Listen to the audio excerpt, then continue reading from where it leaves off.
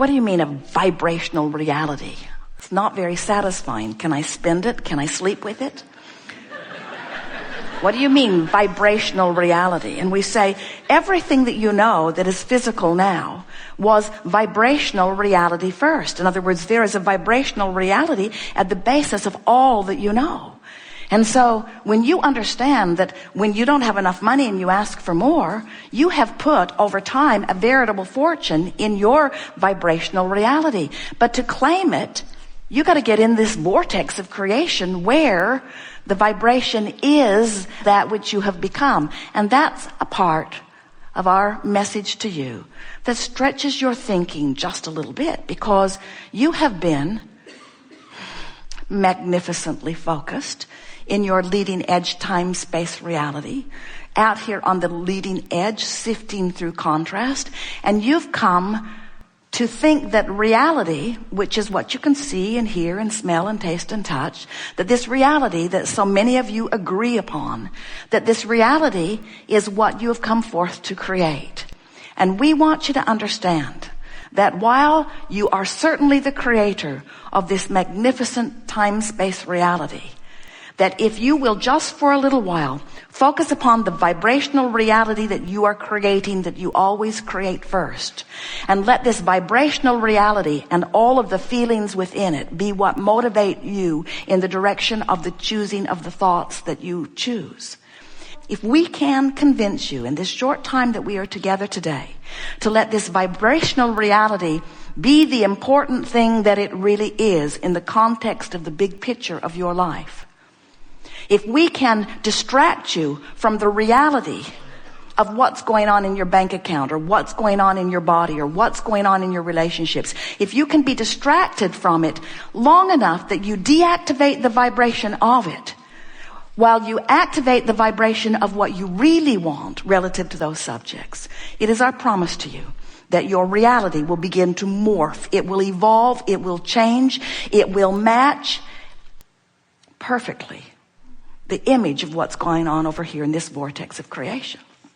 Sometimes Esther will say, somebody should fix that for me, because if that were fixed, I would feel better. And we don't disagree with her. It's better to look at things that are the way you want them to be. You do feel better. But if you are dependent even a little bit on somebody else fixing something so that you can feel better, you are aware that there are too many moving parts. You are aware that that's a very conditional love that has such limits, because you cannot control enough of the environment around you to hold yourself steadily in alignment with who you are. But when you discover, and you may very well do it here today, that your good feeling in the moment, that your friskiness, that your clarity, that your vitality and stamina, that your love, that your appreciation, that your joy, that your good feeling in this moment is contingent only upon one thing, and that is your vibrational proximity to who you really are. Who you are is liquid love. Who you are is pure positive energy. So when you're feeling despair or depression, vibrationally speaking, you're way off the track.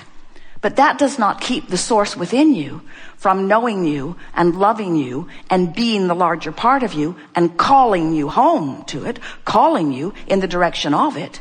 Your guidance system is relational. It's letting you know how what you're doing, what you're thinking, what you're saying right here, right now, this red hot minute stacks up with who you really are and what you really know and how you really feel, you see. Now, sometimes something will happen and you will know it's just wrong. Esther will say, Abraham, it's wrong. Agree with me. It's wrong.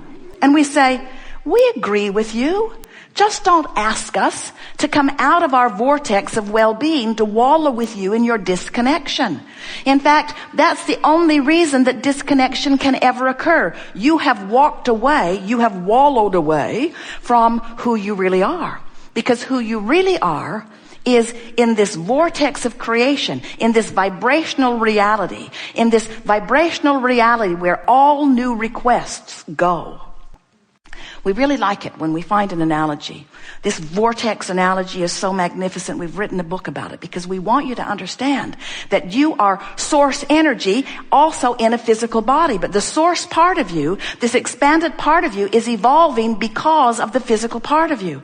This is the thing that so many of our physical friends don't understand. They think, oh, I might have been non-physical and there might be some soul or source in me and there might be a God who is aware of me, but here I am out here on this bleeding, leading edge, and aren't I here to prove some sort of worthiness? And we say, not in any way. You are here to create. You are here as an expander of this ever-expanding universe, and you can't stop the expansion. All day, every day, you are contributing to the expansion of this universe. Future generations will benefit mightily by what you have put into this vortex. But the reason that we're here talking to you is because you've summoned us also to let you know that we don't think that you should have to croak to catch up with what you put in the vortex. We think that you should be able to be aware of this vibrational reality and tune yourself emotionally to it, to the point that you are a chronic vibrational match to the evolved being that you have become.